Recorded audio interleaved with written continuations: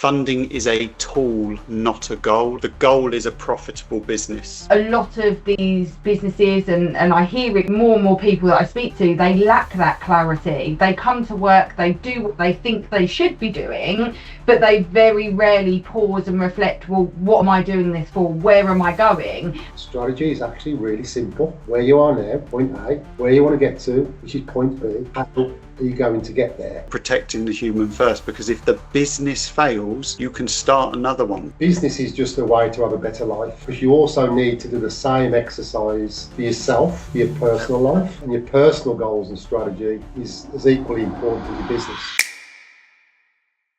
Welcome to Beyond the Business. Today I want to start by saying getting a no from your bank used to mean the end of the road, but in 2026 it just means you're knocked on the wrong door. So that today we're going to talk about where real funding can come from. I'm Chris Galton, the strategic business coach at CH4B, and this series dives into what really drives scale, the shifts that founders must make in leadership, mindset, funding decisions, succession planning, and the ecosystems that support lasting growth. So if you're ready to move beyond firefighting, build a business that truly built to scale, then you're in the right place. Now today I'm joined by Nicola Buckley again, CH4B's MD, and we also have a special guest. We have accountant and CH4B expert partner Lyness from Lyness Accounting. Roy, I'm going to just explain a bit about who you are, but with experience of supporting business owners with the stresses that we all experience when it comes to financial performance of running a business, I know you're focused on the shifting of mindsets towards a more helpful way of thinking when it's about putting profit first, in amongst many things you do. But thank you very much for coming and talking to me and Nikki today. My pleasure, Chris. Delighted to be here. Fantastic. So today, guys, we are going to be looking at funding without losing your mind. Okay, so we're going to talk about the fuel in the engine, which is money. So for the last decade or so, we've lived in a bit of a fantasy land of near zero interest rates. And I think that era is over at the moment. In 2026, we've obviously got to deal with what the reality is. Now, I've got a fact for you. Interest rates have settled and they aren't going to go back to zero. A typical SME loan is now costing around 7% plus. And that's obviously changing the maths of business. And the problem with that is, according to the British Business Bank, rejection rates for traditional bank loans are hitting nearly 50%. So if you walk into a major bank with just a good idea, it's going to be shown the door.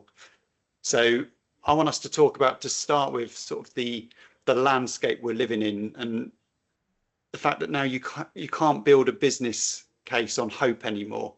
You need a business case that's built on data, and lenders today don't read business plans, they read management accounts. So what's your experience, guys, on the landscape we're living in today? Thanks, Chris. I think for years money was almost free when you look at the interest rates and what they used to be and how they've changed. And I think that meant that a lot of businesses that were in a weaker position tended to survive longer than maybe what they should have had or what they would potentially do now. And I think that has definitely changed. There's definitely been a shift there in terms of accessing funds and the rates that we are now seeing. Money is still available. It's available for businesses that can prove that they deserve it. So I think, coming back to what you said now, loans aren't, or lending or business finance isn't just being given out with lower interest rates. Lenders, they don't really care about the passion or the drive that somebody has for a business. What they care about is the margin and the figures and whether they add up or not. So I think for businesses that are looking to borrow money, it's them having a bad margin or not having clear management accounts that is going to affect that business in a negative position. So I agree. I think clear management accounts are fundamental for any business looking to borrow money, but also ensuring that you understand your margins, that you can evidence what you already know about making money and ensuring that you do have a viable business. And I think part of that comes to understanding the numbers and planning effectively. Okay. What's your experience, Roy? Yeah, absolutely, Chris. Building on what you said, that interest rates have been so low for the last few years, really, that borrowing money has been relatively easy for a lot of businesses. Mhm. It is tougher now. You've got to have a business case as to why you want to borrow the money. But to me, it's not about convincing the bank that you should lend the money. It's about making sure that you're borrowing the money for the right reason, that it's going Mhm. to have a significant impact on your business. It's no use just borrowing money just to throw it at a poor business. It's better to fix the problems in the business, like Nicola says, to get your margins right, to make sure you've Mhm. got up-to-date financial information. And importantly, if you're going to borrow, let's say 100,000 or 200,000 pounds, what impact is that going to have on your business? What's it going to do to your costs? You've got to factor in the cash flow effect of financing that loan or that debt, as well as obviously the impact that the interest charge is going to have on your profitability. And that's all going to be factored in, and it's all going to make sure that it's sensible to actually borrow money. I mean, my kids now have got mortgages, and they sort of are moaning about the mortgage rate going from what 2% to 4 or 4.5. And I talked to my wife the other day, and basically we remember when we took our first mortgage out that the rates actually went to 15%. Yeah. And you've got to factor those kind of things into your forecasting, because who knows with what's going on in the world right now, with things over in the US and now Greenland and all this kind of stuff, and the whole world is in turmoil. Who knows where interest rates are going to end up? So you've got to also build in that rate might go, you mentioned 7%, it could go to 8 or 9 or 10 or 12. And you've Yeah. really got to factor that into any forecasting that you do. So yeah, it's tougher than it was, absolutely. Good. It's interesting because you need to have the eyes on the figures. You need to be able to, as you say, do the forecasting, know where things are going. It leads on to a good point because you both obviously we've talked about the lending and the borrowing and making those choices, but actually one of the first things I think would be really good to look at is debt versus equity and what the trade-offs might be, because we've opened talking about the cost of a loan to a business and the thought process you've got to put behind what you're going to do with that money. But actually, there's a difference between debt, so loans, and equity going for investors, because that's just the first alternative to a loan when it comes to funding your business. With a loan, you can keep 100% control. No one's telling you how to run your company, but you have the monthly bill that you must pay. And as Roy, you said, Nikki, you said as well, you got to make sure you know what you're going to do with that money and it's going to make a positive impact on the business. Whereas if you looked at an investor and looked at equity, you might lose some control, you might lose some shares within the business, but you don't necessarily have the monthly repayments. Crucially, you're getting a partner. And in this tough economy, you've mentioned a few things going on in the world, Roy. And I'm not going to go down that route because this isn't a political a video for people to watch. But having a smart investor on board who can give you some of their experience might be worth more than the cash itself. Yeah, it's go on, Nikki, sorry. No, go on, Roy. So it's a trade-off, isn't it, really, as to whether you want, an equity investor that perhaps will give you experience as well as cash that you can tap into. Sometimes less is more. So actually having a lesser percentage of shares in your business to bring on an investor might ultimately give you a lot more in the long run compared to bank finance. So it's really down to the individual directors and companies as to what their ultimate goals are, isn't it, really? Yeah. I think you made a good point there, Roy. And I think when you look at debt versus equity, it's essentially a trade-off between the two. But I think that they're very different, and it depends on the emotional decision that you want to make. Because if we strip everything back, debt versus equity is essentially pressure versus control. Because when you look at, and it's not necessarily a good or bad route either or, depending on what outcomes it is that you're looking to achieve and the emotion that goes into that decision. So if you look at debt, for example, you're still in charge of your business. You still make the majority of the decisions, depending on whether you have business partners, etc.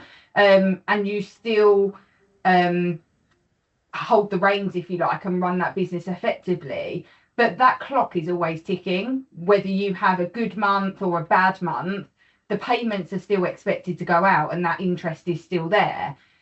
So that's where the clock ticking comes in, with regards to the fact that you're under pressure. You know those repayments are there, they have to be paid back. As you mentioned previously, Roy, it's the demographic and the landscape that we're living in is very uncertain, with external pressures affecting businesses in many different ways. So I think the pressure from a time perspective is definitely there, with regards to the fact that those payments are due irrespective of how the business is performing.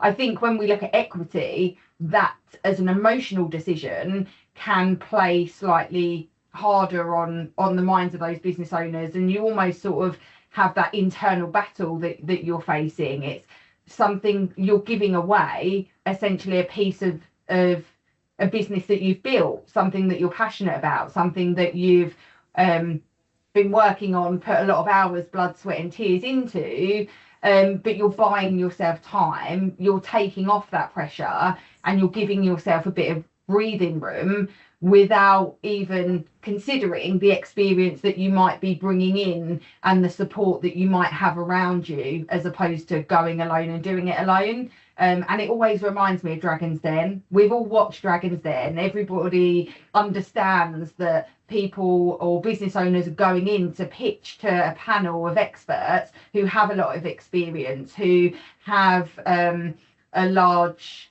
social proof, a lot of social proof and a lot of social following that can really support and lift those businesses up. But it always comes down to how much of my business am I prepared to give away for this support, for this cash injection, and what does that look like? And Dragon's Den is a clear example. If you don't know your numbers and you don't have a business plan and you can't see what that's going to deliver to the business and what the return on that investment is going to look like for the person investing, you're unlikely to receive an offer from a dragon. So again, it just comes down to understanding your numbers, understanding that emotional decision between that trade-off, I think is something that often gets overlooked and forgotten about, but something that can also play on a business owner's mind with regards to the right turn to take for their business. It's interesting you look at that, because started the conversation, you know, I was going to debt, equity, quite black and white. These are numbers we're talking about. You need money, it fuels your business, that's how you keep going. But it is an emotional thing. And a lot of the business owners I work with through CH4B, one of the first things we do is help them reconnect with their business in terms of what's the vision you've got for it, what's the purpose of the business, what are your values within that.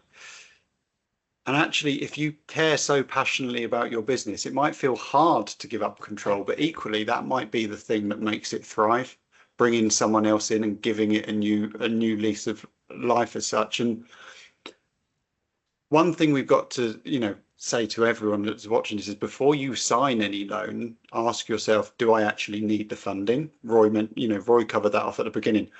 What do you actually need the funding for? What are you going to do with it? You can't do that unless you've got clear visuals over where your finances are. And I'm sure, Roy, you could tell us a lot of stories about people who come to you and they don't know where their businesses are. I know you work with someone I've worked with before. They had no clue with where their numbers are, but Roy helped them get picture, and they're doing so well now. But the best investors in the world, if you look at them as your customer, and I think this is where, you know, roughly linked to your Dragon's Den analogy here, with this, you're getting paid up front. So negative working capital, you are funding your growth with some form of revenue, not debt, because you're going to provide that investor with something back in return. And roughly now 70% of smart SMEs are choosing slower organic growth over expensive debt. And it's not saying that that's failure, it's prudence. That this is someone going, I care so much about my business, I'm going to take a slower, steadier approach to it rather than throwing myself into debt, essentially. Any thoughts or comments on that at all? Yeah, I think you're right, Chris. And I think one of the things that's really important is actually understanding, do I actually need the money? Like, what is that money going to deliver in terms of the plan that you have for that money? Because if that money is supporting your growth in a way, then is it cash flow that we need to look at? Because it might be that the cash flow or the numbers in the business is and that growth is almost eating into that cash flow, eating into that money, which creates further risk. So again, it's about understanding what that borrowing or what that investor is coming in or what that cash injection is going to do for that business long term. I think you touched on it there, Chris, really. It's down to what is the vision for the business. It all boils down to that. Where do you want to take it? Where do you want this business to be in 3 years, 5 years? What's your ultimate goal? And do you need investors on board to achieve that goal? Yeah.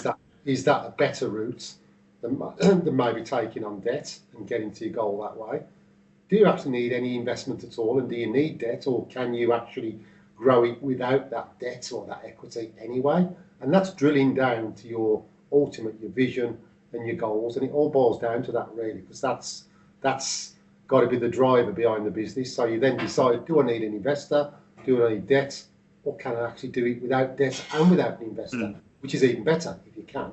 But, the debt or the equity should fuel the growth and help you to achieve your vision. And how do you, when you're working with someone and they come to you and they go, I need your expertise as an accountant to help me get eyes on my numbers because I need more money. What's your first thought normally when someone comes to you with that sort of approach to their business? Well, it's really that question. What's your ultimate goal? Where are you now? Let's look at where you are now, which I call point A. Where do you want to get to, which is point B? Yeah. Where is that? Where is your point B? Everybody's point B is different. And I remember doing a 3-day session at Durham University, which is a brilliant university, all about strategy. The whole 3 days was about strategy. And but the guy, for 3 days, it was really, really complex, very heavy stuff. We played poker because that was about strategy, about how you win your game of poker. But then he sat down like 3:30 on day 3 and said, you know what? Strategy is actually really simple. It's working out where you are now, point A, where you want to get to, which is point B, and how are you going to get there? And yet you'll have, it won't go like that. You'll have ups and downs along the way. The wind will go in one direction and whatever, but you've just got to adjust your sail, providing you know where your point B is. And that actually struck with me and stayed with me. That was probably about 20 years ago. But I still use that analogy now when talking to business owners about what is your point B? Yeah. Where do you want to get to? Now, it might be you need some debt or you need some equity to do that. You might not need it at all. It's then down to your plan and your numbers, your business plan. And probably going back, Chris, you mentioned business plans earlier. I'm not a fan of 35-page document business plans. You just need 2-3 pages that sets out where you are now, where you're going to get to, what's your key points, how you're going to get there, what's your key team members, what kind of customers you're looking for, and how you're going to do it. I think there's an exercise, and Nikki will know of this as well, that I've used in a lot of the coaching I do, whether it be looking at business, finance, whatever it may be. And it is that A and B, it's perceptual positioning. Point A is where you are today, as you say, point B, where you want to come to. Then step to point C and look back at those two things. What do you need to do to narrow the gap back down to them? I always get people to outcome first. If you know where you are in point A, that's your outcome in point B. Let's start there and let's step back. What does it look like 1 month before that, 6 months, a year, 2 years, however long the gap is going to be? And that creates your strategy for you. It is simple. Strategy can be simple if you look at it in that way. Here I am. That's where I want to go. How do I narrow that gap? And I think probably the other thing, sorry Nicola, there, probably just to add to that, is that business is just a way to have a better life, really, because you also need to do the same exercise for yourself, for your personal life, not just your business, because we can all get embroiled in our business, end up working 20 hours a day and not actually seeing the benefits and the fruits of your labour. So your personal life and your personal goals and strategy is as equally important as your business. If anything, start with your personal life. What is your point B in your personal life? Because your business is actually a tool to get there. Or is it a tool to get there? Shock horror. You may end up suddenly going, actually, this was the worst choice of my life. The business is not how I get there. Now, hopefully people don't. They can see how they can use their business as the tool to get the life they want. But you do need to start with that outcome, because why did you set up your business in the first place? Probably because you wanted a better life for yourself. Well, what was that life? What did that life look like? Let's make it happen. Nikki, did you want to add something to that point? I just think just when I look at planning and what I want to achieve, and when I've done this exercise with a lot of business owners or CH4B members, for me, it was quite, I'd say shocking is the word that I would use, that a lot of business owners didn't know where they wanted to get to or what they were doing or where they were going. And I think that was the biggest eye opener for me, is that a lot of these businesses, and I hear it more and more people that I speak to, they lack that clarity. They come to work, they do what they think they should be doing, but they very rarely pause and reflect, well, what am I doing this for? Where am I going? And it's almost like they're running on a treadmill, but they don't have a destination in mind, or they don't have a target that they're trying to achieve. And I put that into context with vision boards. So at different times of the year and at the start of a new year, people will look at vision boards, or they'll look at what they want to achieve that year. And it can be lifestyle, it can be business, it can be a mixture of the two. And it's like, yes, I want that. That's what I'm working for this year. And I'm not going to stop until I get there. But it's actually then understanding, well, what do I need to do to ensure that I achieve this?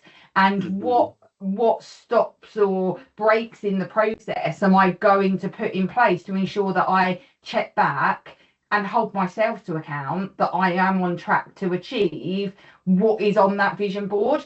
Because otherwise, what happens is we get to the end of that year and we look at the next year and, oh, that same thing is on that vision board, and why didn't I achieve that? So I think it's really important to not just necessarily understand where you want to get to and what you want, but actually understand what that looks like in real terms, whether it's monetary, whether it's growth, scalability, what do I need to get there, and how can I measure that over that period of time. Okay, so we've talked a lot about this first part, the thought process behind it, the planning, a lot of people look at it as a simple idea. I need money for my business, I'm going to get a loan out. It's more complex than that. We've said you actually need to define what is the vision, where is your business going, do you actually need the money in the first place, or is there an alternative way of getting the funding? So let's move on to sort of the tactical guide here. So if you do need the money to scale, where do you go? So the facts are, data from the British Business Bank again confirms that 60% of small business lending is now coming from challenger banks and alternative lenders rather than the big high street names. Okay, there are tools out there. Invoice financing. So if you have corporate clients who take 60 days to pay, you don't borrow a loan, you use invoice finance to unlock that cash. Or asset finance. Don't buy machinery or vans with cash, finance the assets. Just two of the options that some people I know that I've worked with and that I've come into contact with utilize. There are so many other ways of finding that funding, getting that money that you need to grow your business. So let's share some of those ideas, whether it be experience personally or through your clients. What ways have you helped people get finance first? Roy, I'll come to you first on this one. Yes, certainly. I mean, I'm a fan in the right circumstances of invoice financing, factoring, invoice discounting. There's various forms of invoice finance. But I do have a conversation with a lot of clients where they go, "Oh no, that's like funding of last resort. I can't stand that. That's horrible." And I always use an example of a client that I probably this is again, probably 15, 20 years ago, that was looking at growth. They were growing quite quickly, went to the bank to get a loan. Basically, the bank said no, the balance sheet wasn't strong enough. And then they looked at invoice financing. They didn't particularly want to do it, but then we looked at the growth potential that they could go from, I think it was roughly, say, 500,000. They were looking to get to 2 million within a 1 to 2 year period. And, the beauty of invoice financing is that the facility grows with your turnover. So you don't have to keep going back. You go to the bank and get a loan for 100 grand, and then 6 months' time, you're doing really well. You need another 100 grand. You've got to keep going back and justifying why you need the money. The great thing I think about invoice financing is the facility grows with your turnover. On the flip side of that, if you're going to go for invoice financing, but you're not going to grow, then to me, it's not the best kind of finance, because you're then locked into it, and it's actually quite difficult to get out of it. So to me, invoice financing is great for fast growing businesses. It really works really well if you're fast growing.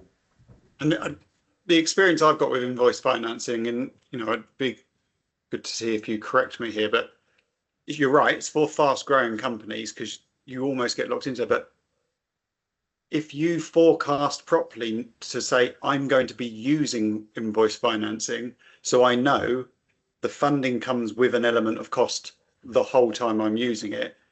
As long as you plan it right, it comes back to that forecasting, that planning.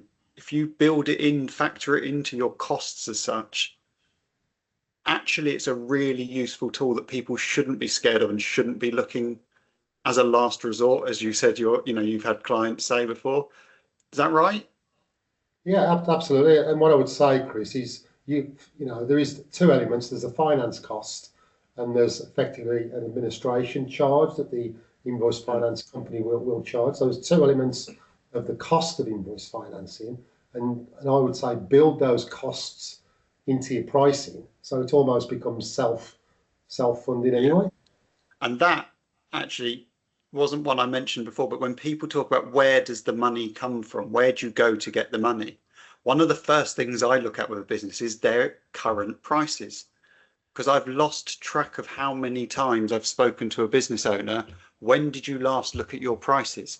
When I set up the business, 8 years ago? A lot's changed in 8 years. Inflation, salaries have gone up, so many costs have gone up, yet you're still charging what you charged 8 years ago. Your financial problems, your funding problems could actually come from just charging people what you're worth, what your service or your product is worth. So actually start there, review your pricing. There's easy ways to implement a price increase without scaring your customers off. And even if you do scare a few off, I worked with one accountant, and then we did a strategy. We put their fees up by 15%. They lost 10% of their clients, and they were 12% more profitable that following year with fewer clients. So it's a really good place when you're looking for funding to start there. Then you can factor in the costs of invoice financing, as you say. So, there are two already. Review your current pricing, invoice financing, two tactics that you could look at where you could get the money. I think pricing is probably a subject all of its own, Chris, almost, isn't it? Yeah, we could extend this video for another 3 hours if we start talking about pricing. Nikki, anything else in terms of alternative funding, places people can go? Yeah, definitely. I think just touching on that pricing element, one thing that I do want to add is it's something that you see quite often in business across so many different industries. But even just this weekend I was speaking to a few tradespeople about price and competitiveness, and I think a lot of people are fearful of either putting their price up because they might lose customers, or oh, I can't do that because I've done this for so long, but then they see somebody else that's done it and how that's impacted their business. So I think when it comes to pricing, there's definitely an element of fear there, and it's understanding what the outcomes are that you can achieve. And yes, you lose a percentage of your existing client base, but how is that going to move the business on? And I think that's something that you touched on. I think the other thing, Chris, is around asset finance. I know you touched on it at the beginning. We didn't go into too much detail, but one of the things that I often see is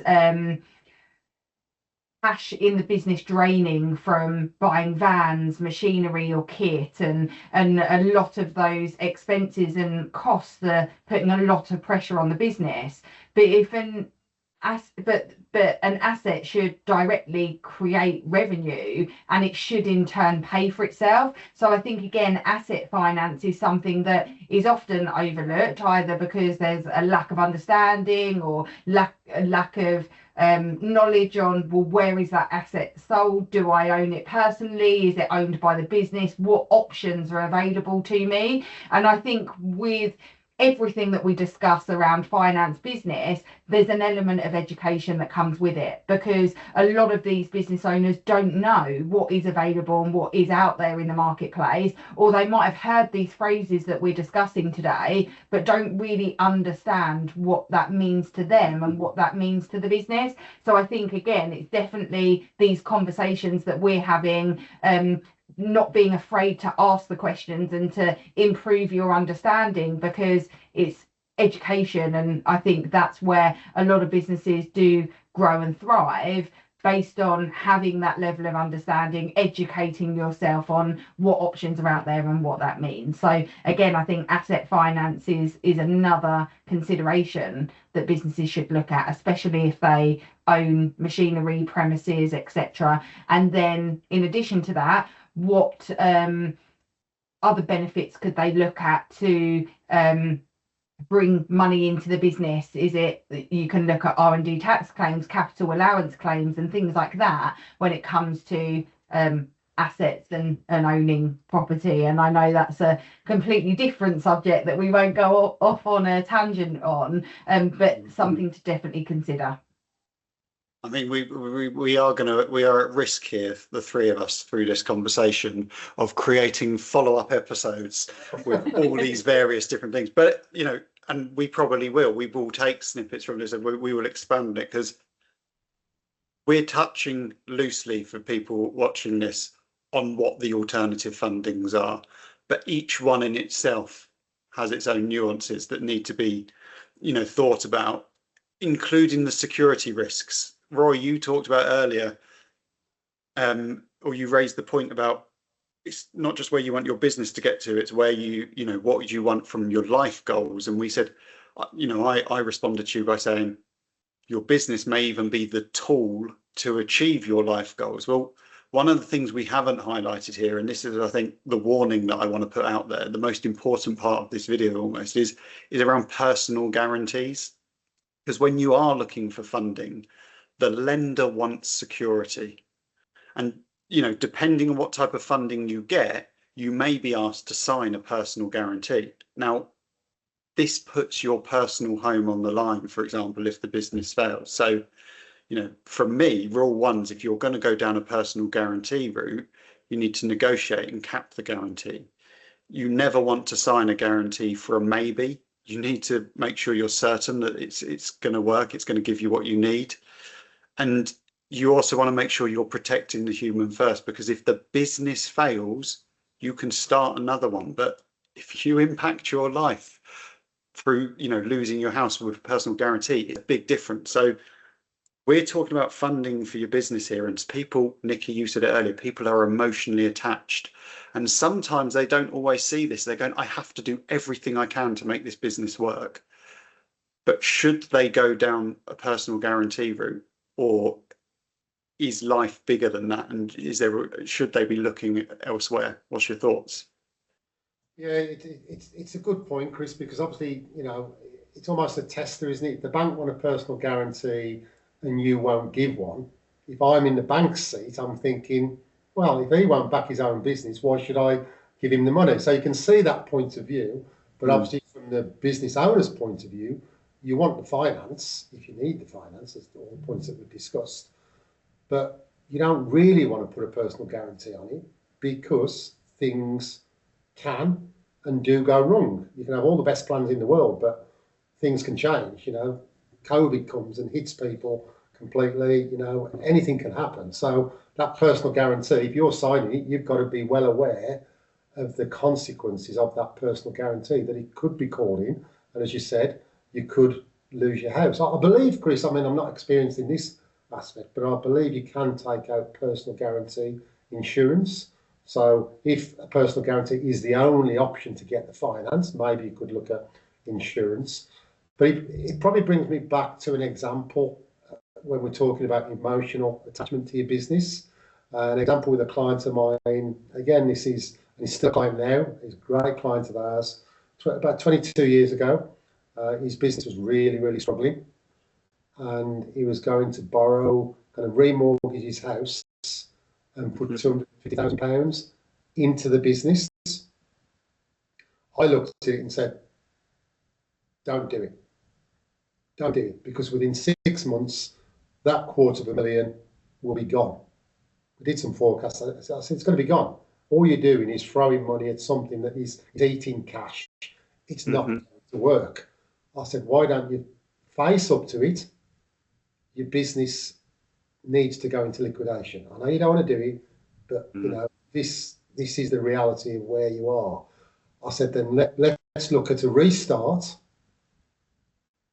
Yeah. And this is not something I recommend to clients. Always, if you can, work your way through it and come out of it. But the reality is, he was emotionally attached. He couldn't see the fact that if he remortgaged his house, that would have gone into the business, would have been gone. I said, let's do some forecasts on a new co, which we did. He only needed £100,000 to get the company going. That company now is very profitable, lean and mean, because he learned his lessons. He knows his numbers, going back to your numbers. He's constantly forecasting and looking at his actuals to his forecast. So he learned his lesson. And that's emotionally attachment. And yet, going back to personal guarantees, if you've got to give the personal guarantee to get the finance and it's the only option, then maybe it's something you do.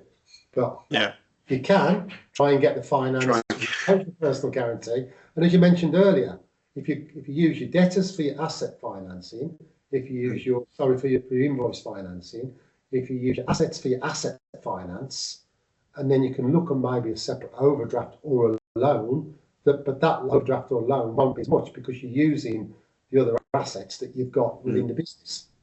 So actually, a message there is funding does not have to come from one place either. You need to.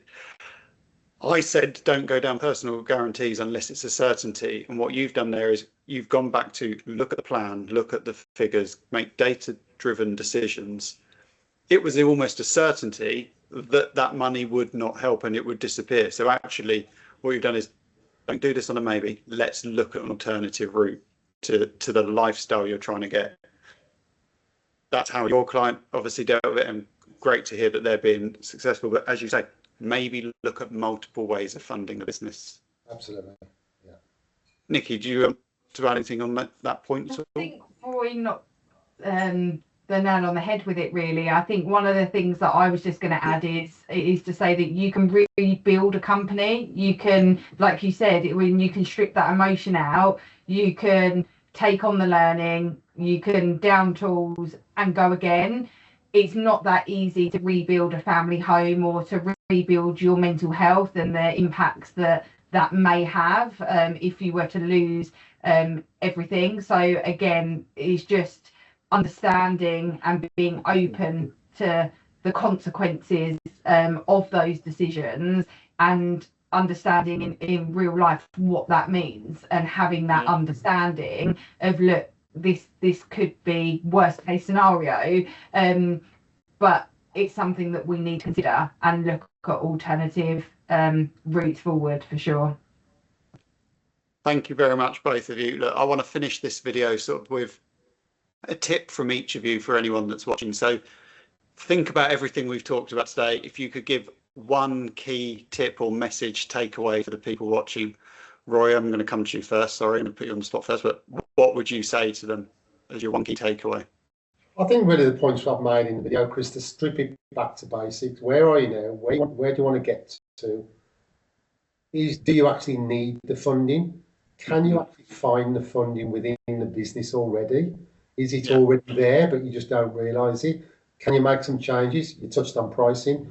You know, can you generate the cash anyway within the business without the need to borrow in the first place? Cool. Thank you very much. And Nikki?